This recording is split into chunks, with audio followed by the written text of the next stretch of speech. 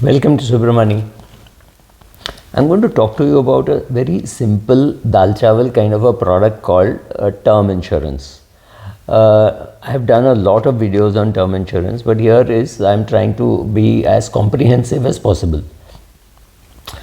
What is term insurance? Term insurance is like your car insurance. You get paid when there is a damage to your car.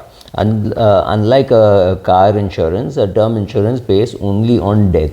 So let me not, you're critically ill, you're in coma, you have lost your hand, leg, nothing matters. On none of those conditions you will get paid. You will get paid only if you die, which means your family will get paid, your dependents will get paid if you die. That is the essence of term insurance. Who should take term insurance?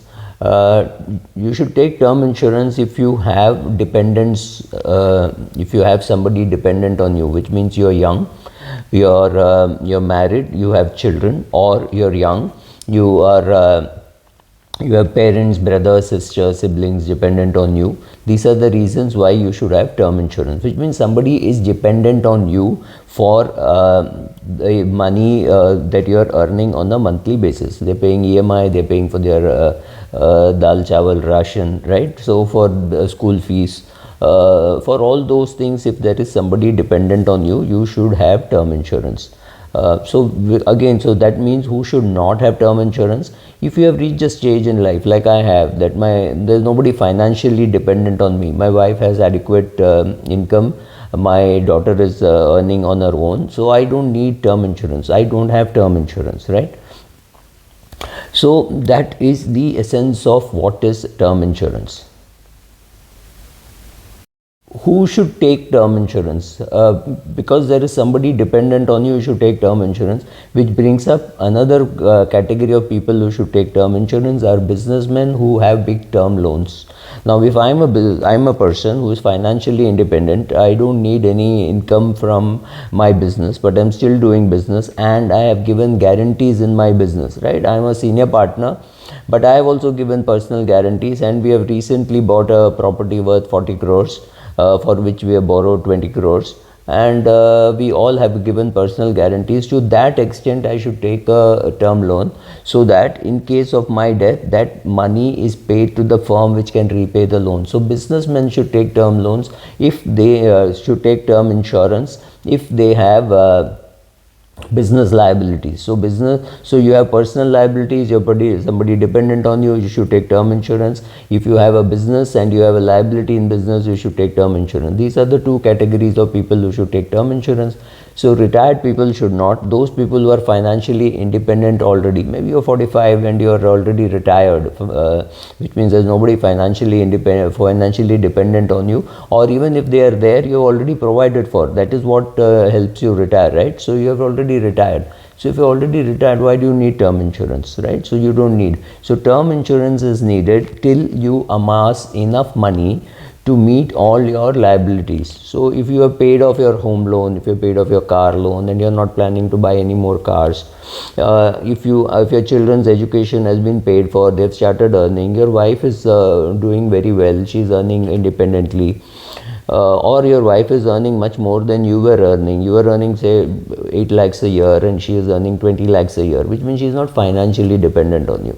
You have parents who are very well off, they have enough money, you don't have any siblings dependent on you, there is nobody dependent on you, you should not have insurance, which means you should have insurance only till you are financially dependent. When you have somebody who is financially dependent on you, when that ceases, you should not have. Now the problem is, why am I making this video? Because there are various things that I can do with term insurance. I can tie with somebody and say, go to XYZ and they will sell you term insurance. What term insurance will they sell? That is the question. They will sell you one which is to be taken till your age of 85, because there is much more money to be made in a policy like that, where you may cross the age of 86 and they don't have to pay, and maybe from 50 to 86 you did not even need that insurance because you were anyway financially independent, so you paid excess premium totally unnecessary. don't take insurance beyond the age at which you think you're going to be financially independent. If you think 55 is the age at which you're going to be financially independent, take till 60, and at 55 stop paying the premium if you have achieved your financial independence. I don't think too many people too many of us are going to earn so much money after 60 for our family, and that they be financially independent. So I think 60 is a good cutoff for somebody. It could even be 55, unless of course you have business jets, then it's a different thing. So take a term insurance only till the age when you think you will be accumulating money and you will have somebody dependent on you. If you have 2 children, both children have the education has been paid off, and your wife is a doctor and she is also earning, drop your term insurance. You don't need it, right? You don't have business liability, drop your term insurance. So that is the other product that they will tell you to buy is term insurance with return of policy, with return of premium. Term insurance with return of premium is a terrible product to buy. This is like saying potato is good for health, so French fries are good for health, right? It's a derivative of this product, but it's a very bad product. Why am I saying that? Let's assume that you're 32 years of age, you're married, your wife, you've had one child, you're about to have another child, then suddenly you inherit some money from a dad, uncle, father-in-law, mother-in-law, anybody you hire, you get some money. You were insured for 2 crores thinking that your family needs 2 crores, right? So suddenly you inherit 2 crores, or say inherit 3 crores.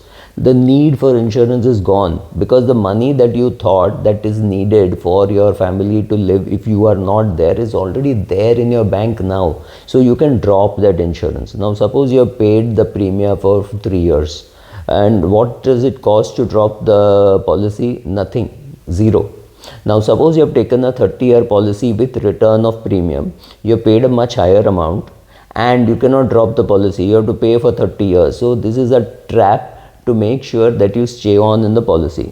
Now, if I had tied up with somebody who would sell the policy to you, obviously they would sell that, right? So don't take a policy which is return of premium. Don't take a policy which is a limited pay. Sir, pay only for 5 years and you will be covered for 30 years. No, don't buy it. Pay with, ideally, when I had an insurance policy, I had it with quarterly premium, because end of one quarter you don't want it, you can throw it away, right? So, and that happens to all the term policies that people buy, because if you finish your loan, suppose you have taken a 20-year loan to buy a house, and in 7 years you repay the loan, why do you need insurance beyond that, right? You don't need, because you're already paid off the loan. So how much of insurance to take, that is a little debatable. You should take enough insurance to pay for your dal chawal, right? To pay off all the loans. So there should be no EMI left after you, in case you die. In case you die, the housing loan should be paid off, the car loan should be paid off. If you have educational loans, your wife's educational loans, everything should be paid off by this term insurance. Also, many single women who have decided not to get married also need term insurance if they have parents dependent on them. So, and ask your parents, they may not be able to articulate so well, so they may be financially dependent on you at your age of 45. They may not be financially dependent on you at your age of 32, right? So you will have to find out slowly, but take a term insurance and with your parents as the beneficiary, nominee, right? So, and also if you have loans, because you don't want your parents to run around and be worried about how to sell the house to repay the loan. So take adequate term insurance to pay off all the loans, so that they can decide how to deal with the assets at a later stage, right? Also, it's important for married women to have adequate insurance with their parents as the beneficiary or as the nominee, simply because your parents may not be able to ask your husband for money, right? It could become a little embarrassing. That is assuming that the parents of the girl are dependent. If you have a brother, sister, somebody else taking care, then you may not need. But adequately ensure that you do your own calculation. Don't say, oh, my husband and my children are not dependent on me. Fine, but you may want to send 5 5,000 rupees a month to a school teacher who helped you, right? It could be anything. You don't want to ask your husband for that money, so you write that in your will. You tell your husband, out of this money which comes, I want this school teacher supported, I want my parents supported, I want my aunt supported, anything, right? So any of those things, for whatever reasons, that is also a reason to have adequate term insurance. So buy regular term insurance, ideally with quarterly premium. If you can't get quarterly premium, half yearly premium, review it very regularly, see whether you need more, see whether you need less, right?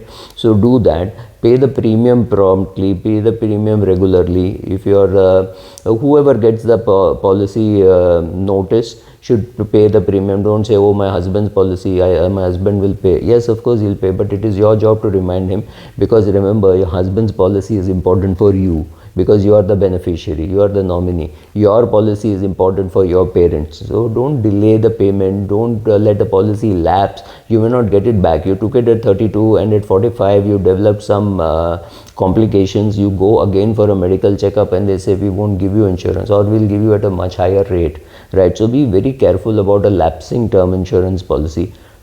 It is not very easy to understand how to buy a term insurance policy. Don't just think you can click somewhere and buy, because they will sell you a policy which goes on till your age of 85. They'll sell you a policy with return of premium. They will sell you policies with limited pay. All these are bad.